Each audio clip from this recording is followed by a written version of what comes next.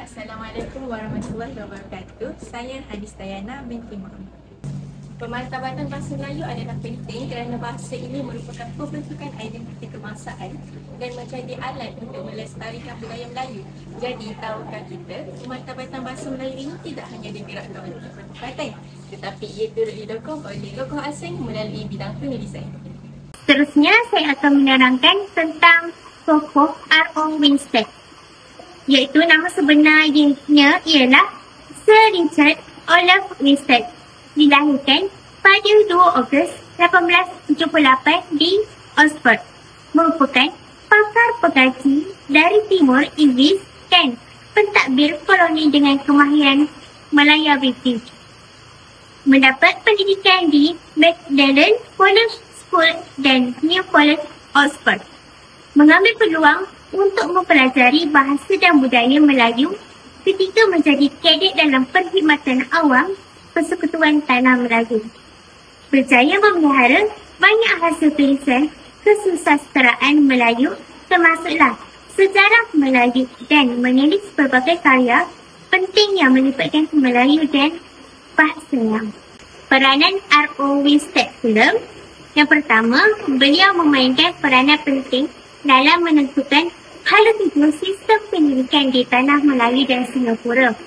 Beliau juga menumbuhkan Sultan Idris Training College pada tahun 1922 yang bertujuan untuk melahirkan lebih ramai guru-guru yang berpendidikan tinggi.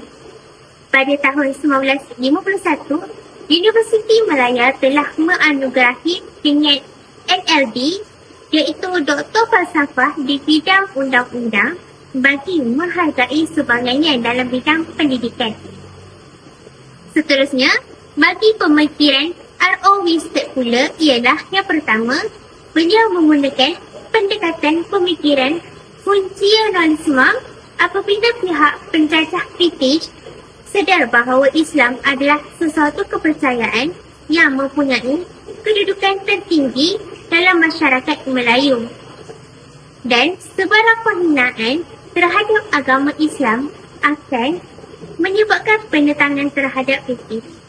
Beliau juga menggunakan pendekatan pemikiran humanisme yang mengkaji dan menilai manusia dengan merangkumi tingkah laku dan pegangan agama serta sudut pandangan yang bebas bagi memenuhi kriteria penyelidikan yang bersifat kritis. Seterusnya, menggunakan pendekatan pemikiran sejarahisme yang mengutamakan sudut pandangan yang bebas dalam memahami sesuatu fakta sejarah dan kebergantungan sepenuhnya dengan akal untuk mencari jawapan. Seterusnya ialah bukti pemikiran R.O. Winstead. Pertama sekali ialah percaya bahawa pendidikan Melayu perlu ditumpukan kepada kemahiran asas. Buktinya ialah Winstead merangka kurikulum sekolah Melayu yang menekankan 3M, iaitu membaca, menulis dan mengira. Beliau juga menyatakan bahawa pendidikan Melayu patut menyediakan pelajar kepada pekerjaan asas dalam kampung, bukan untuk jawatan tinggi. Bukti kedua ialah pemikiran kolonial, mengahadkan peluang pendidikan tinggi kepada orang Melayu. Buktinya ialah Winstead menolak perluasan sekolah menengah untuk orang Melayu.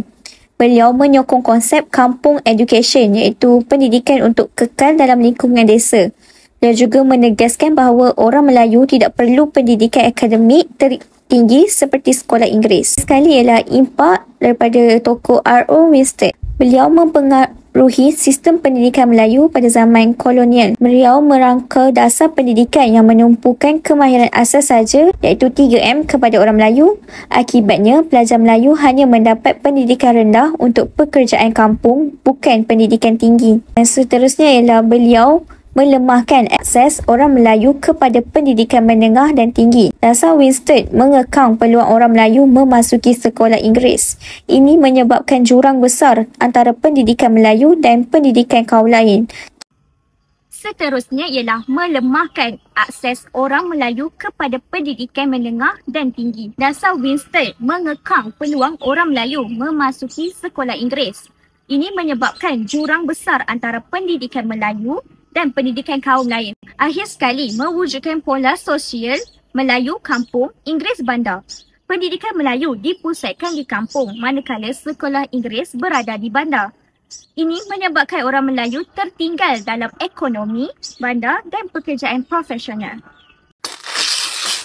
W.J. Shia LaBeouf.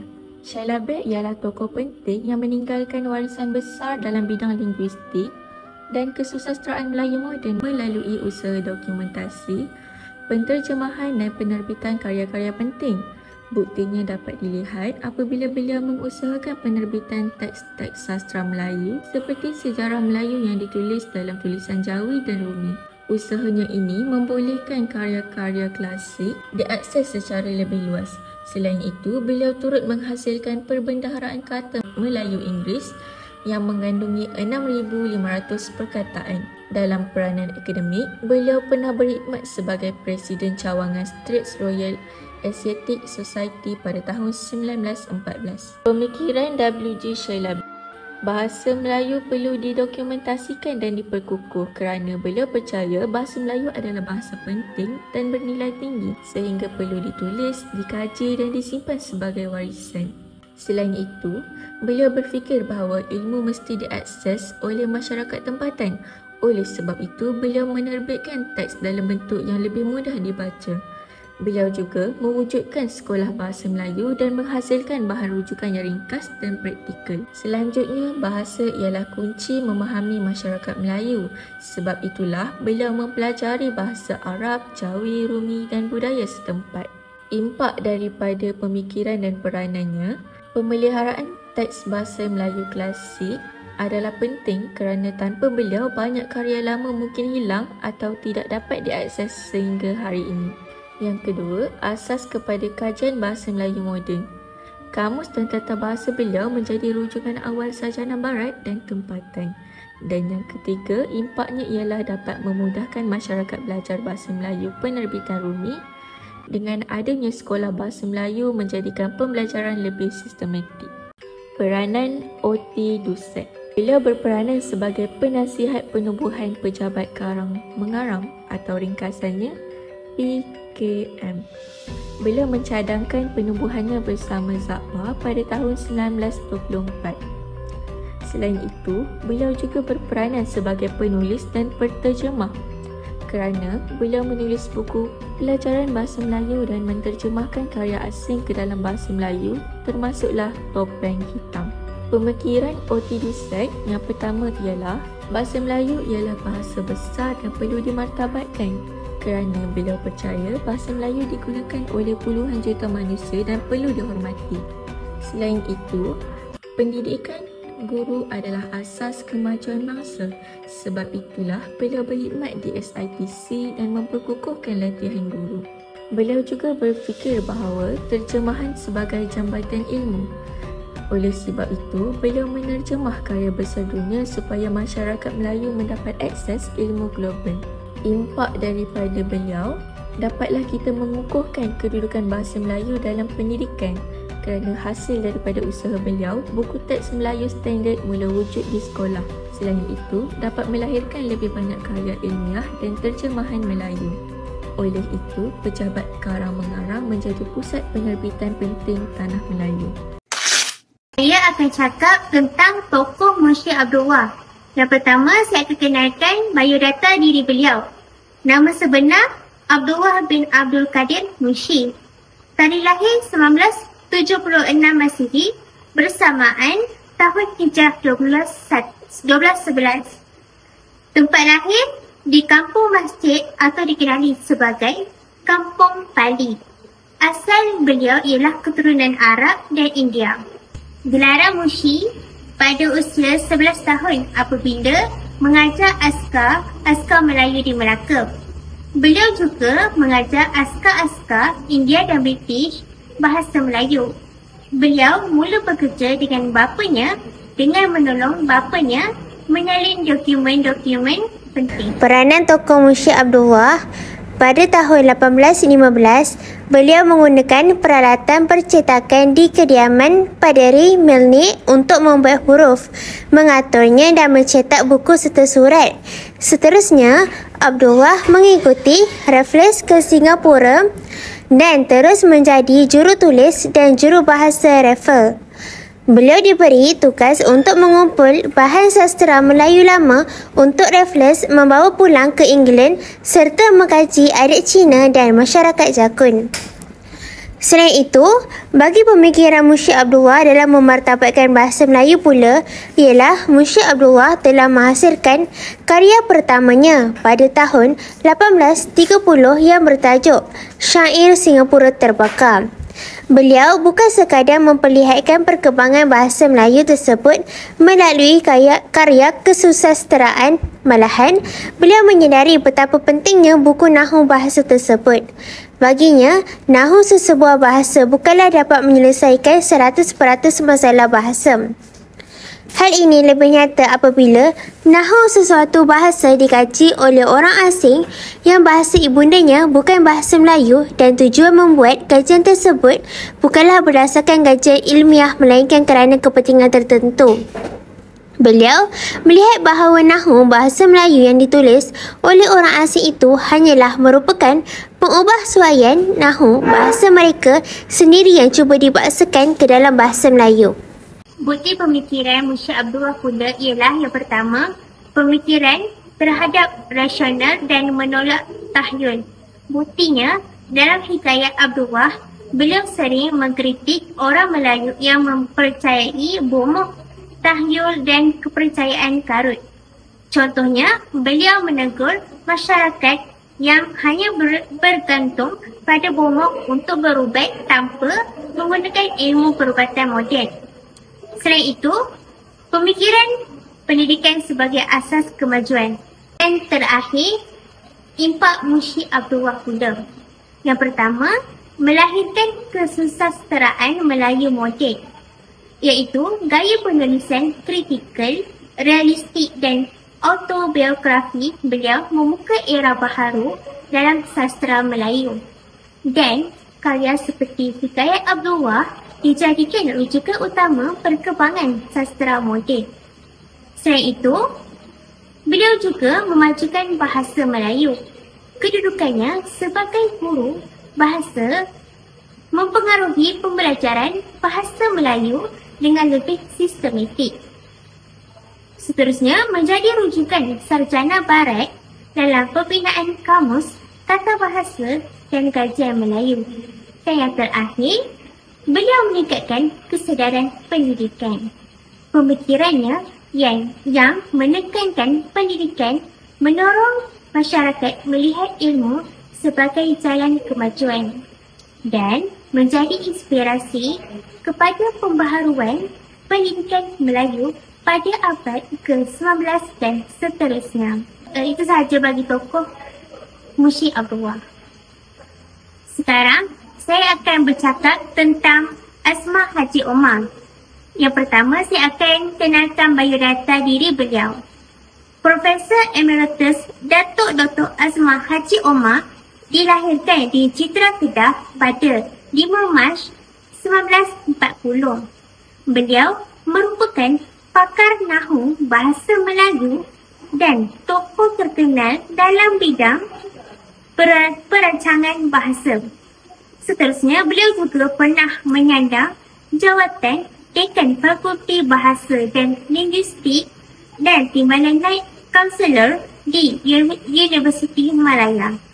Pada tahun 2000, beliau telah dianugerahkan gelaran Doktor Persuatan Dilit daripada Universiti Malaya kerana sumbangan beliau yang begitu besar dalam bidang kesarjanaan ilmu linguistik di Malaysia.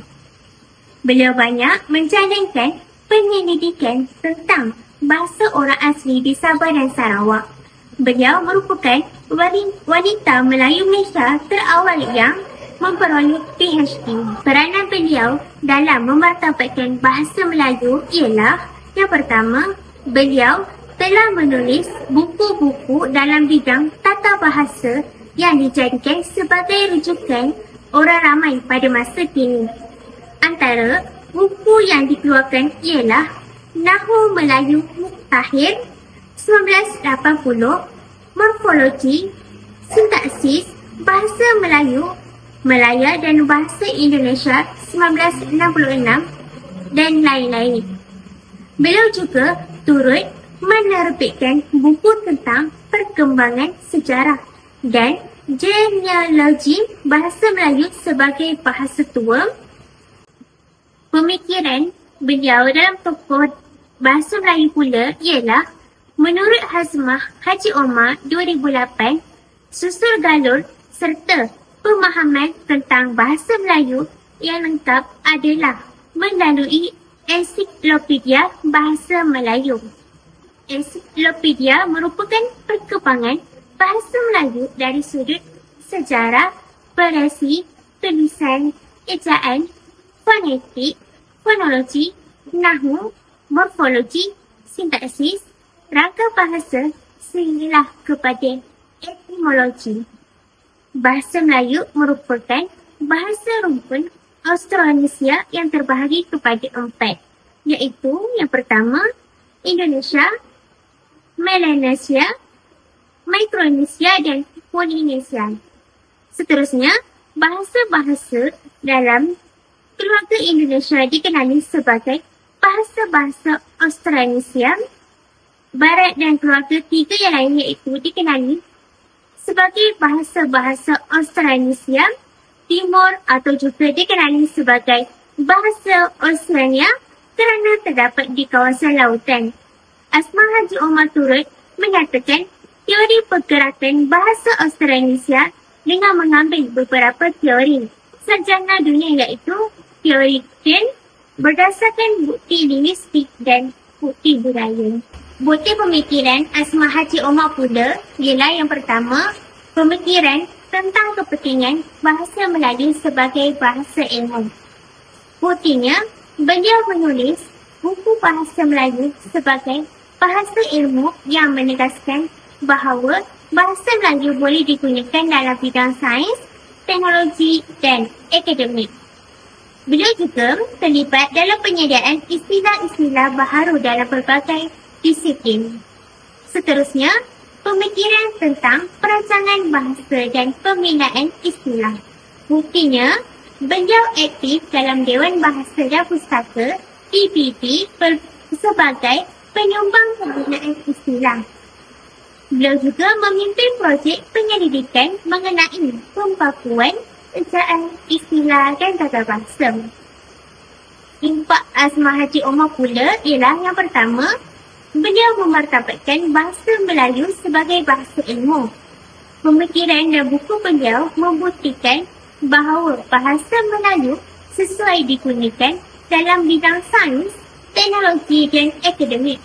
Usaha ini membantu menjadikan bahasa Melayu digunakan di universiti, sekolah dan sektor ilmu.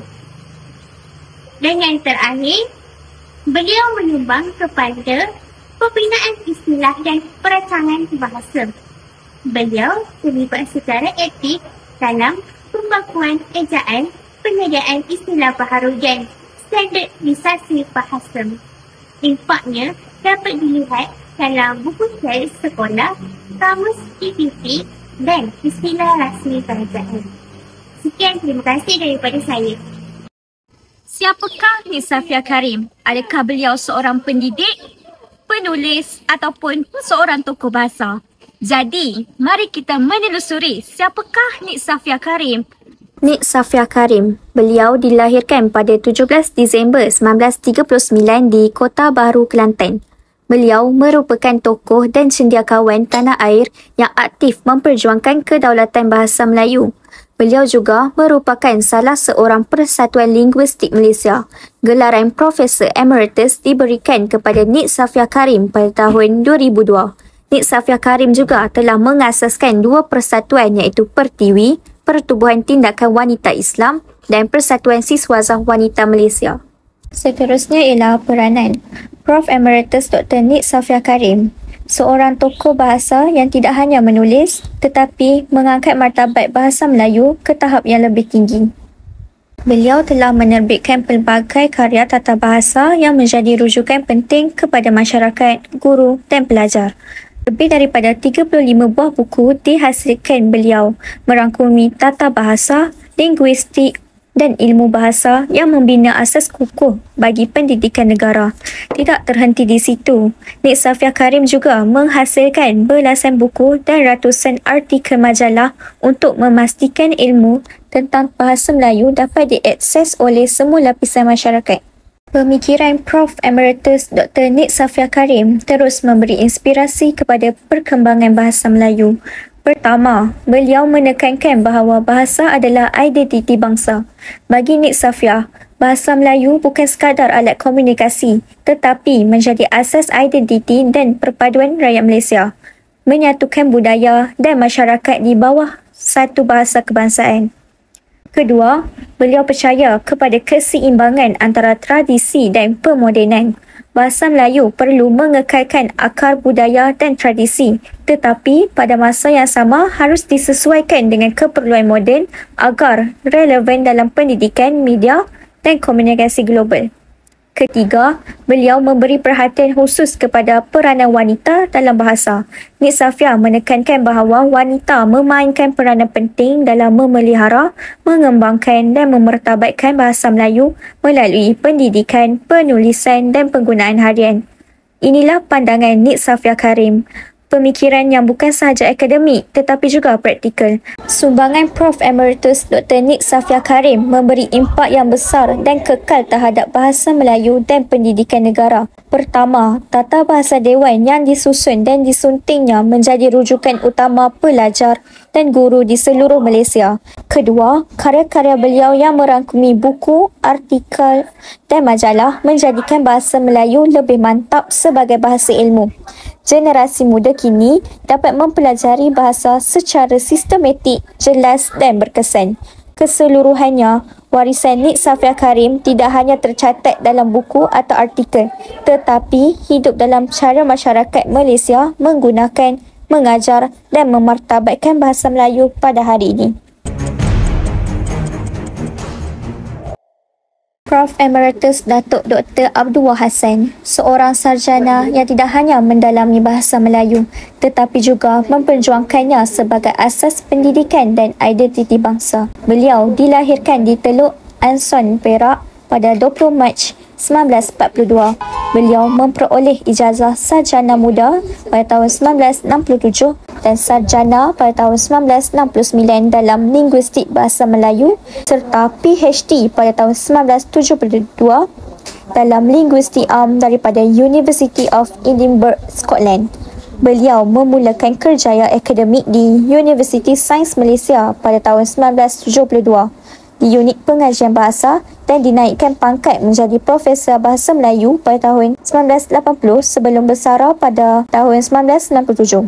Abdullah Hassan aktif dalam organisasi profesional termasuklah Persatuan Penterjemah Malaysia iaitu PPM dan Persatuan Linguistik Malaysia PLM, di mana beliau berperanan memperkukuh bidang linguistik dan penterjemahan di negara ini. Perjuangannya terhadap bahasa Melayu amat jelas. Beliau menekankan bahasa Melayu sebagai bahasa pengantar pendidikan agar rakyat dapat memahami ilmu pengetahuan sambil mengekalkan nilai budaya dan jati diri bangsa. Seterusnya ialah pemikiran Prof. Emeritus Datuk Dr. Abdullah Hassan terus membentuk landasan bahasa Melayu sebagai bahasa ilmu dan pendidikan di Malaysia. Beliau menekankan bahawa bahasa bukan sekadar alat komunikasi tetapi merupakan instrumen untuk memindahkan pengetahuan, budaya dan identiti bangsa. Antara sumbangan intelektual beliau yang menonjol termasuklah pada tahun 1970 iaitu Pola-Pola Kebudayaan, terjemahan karya Ruth Benedict, Patterns of Culture yang memberi perspektif baru tentang hubungan bahasa dan budaya. Seterusnya ialah pada tahun 1980, 1997 dan 2002, Tata Bahasa Melayu, Morfologi dan Sintaksis. Buku yang menjadi rujukan utama dalam pendidikan dan penyelidikan bahasa Melayu. Kesemua karya ini menunjukkan bahawa Abdullah Hassan menyatukan linguistik, tata bahasa dan perancangan bahasa untuk memastikan bahasa Melayu mampu berfungsi sebagai bahasa ilmu, pendidikan dan warisan bangsa. Pemikirannya menjadi asas kepada generasi akademik dan pelajar untuk memahami bahasa Melayu secara ilmiah, terancang dan relevan dengan keperluan moden. Pemikiran Prof. Emeritus Datuk Dr. Abdullah Hassan tidak hanya tertulis dalam teori tetapi terbukti melalui karya dan sumbangannya yang nyata. Bukti pemikiran beliau dapat dilihat melalui pelbagai penerbitan ilmiah. Antaranya termasuklah Tata Bahasa Melayu, Morfologi dan Sintaksis yang diterbit pada tahun 1980, 1997 dan 2002 yang menjadi rujukan utama bagi pelajar, pensyarah dan ahli bahasa. Seterusnya ialah Perancangan Bahasa di Asia Tenggara pada tahun 1999. Ia menunjukkan kepakaran beliau dalam perancangan bahasa dan relevansinya di peringkat serantau. Beliau juga aktif menulis artikel, esei dan kajian linguistik dalam Dewan Bahasa dan Pustaka, menjadikan bahasa Melayu lebih sistematik dan tersusun. Impak karya beliau sangat luas. Bahasa Melayu kini lebih kukuh sebagai bahasa pengantar pendidikan, memudahkan rakyat Malaysia mengakses ilmu pengetahuan. Selain itu, memperkukuh identiti bangsa melalui bahasa bagi memastikan generasi muda menghargai warisan budaya dan memori bangsa. Keseluruhannya, warisan Prof. Abdullah Hassan adalah bahasa Melayu yang hidup, berkembang dan terus relevan. Peranan dan pemikiran Dr. Awang Sarian. Beliau menghasilkan puluhan buku ilmiah, buku umum, kamus, akhbar dan lebih 200 kertas kerja seminar di dalam dan di luar negara. Misalnya Australia, Brunei dan Perancis. Justru, namanya tersenarai sebagai ahli bahasa dalam Direktori Persatuan Pengajian Melayu Malaysia dan Direktori Penulis Malaysia DBP. Antara karya yang dihasilkan oleh beliau termasuklah Sintaksis Bahasa Melayu bersumberkan karya sastra, Mencari Makna Diri Melayu, Renungan untuk Bangsaku dan Kesantunan Berbahasa. Melalui karya-karyanya, beliau mendokumentasikan ilmu bahasa Melayu secara sistematik dan memperkaya khazanah intelektual negara. Tulisan beliau menjadi rujukan utama pelajar, guru, pensyarah dan penyelidik di seluruh dunia. Selain itu, beliau turut berperanan sebagai wakil Malaysia di peringkat antarabangsa dalam Majlis Bahasa Brunei Darussalam, Indonesia, Malaysia. Beliau juga menjadi wakil dalam Majlis Sastra Asia Tenggara atau ringkasannya MASTRA dan penyandang pertama kerusi pengajian Melayu di China. Segi pemikiran beliau pula, beliau berpendapat bahawa bahasa Melayu bukan sekadar alat komunikasi tetapi mempunyai kekuatan intelektual yang mampu menjadi bahasa ilmu tinggi, bahasa tamadun dan bahasa pengantar pendidikan. Pemikirannya menekankan bahawa universiti harus memainkan peranan penting dalam membina tradisi ilmu berbahasa Melayu melalui penyelidikan, penerbitan akademik dan pengajaran. Beliau percaya bahawa tamadun sesuatu bangsa boleh runtuh tanpa bahasa yang kukuh kerana bahasa menjadi asas pembinaan identiti dan cara fikir bangsa. Selain itu, pemikiran Dr. Awang Sarian bersifat kritis konstruktif, iaitu setiap kritikan disertakan dengan cadangan yang boleh dilaksanakan untuk menyelesaikan sesuatu isu. Pandangan yang dilontarkan juga memperlihatkan semangat juangnya sebagai ahli bahasa yang tegas menentang perkara yang menyalahi peraturan bahasa Melayu. Oleh itu, bahasa Melayu berperanan sebagai medium perbincangan ilmiah. Secara keseluruhannya dapatlah kita mengambil impak bahawa penulisan membantu mengangkat martabat bahasa ke peringkat antarabangsa. Daripada hasil karya terjemahan, penyelidikan dan dokumentasi oleh tokoh tempatan dan asing membantu memperkenalkan bahasa Melayu kepada dunia. Ini mengajar kita bahawa bahasa Melayu berpotensi menjadi bahasa antarabangsa jika usaha penulisan ini diteruskan sehingga kini.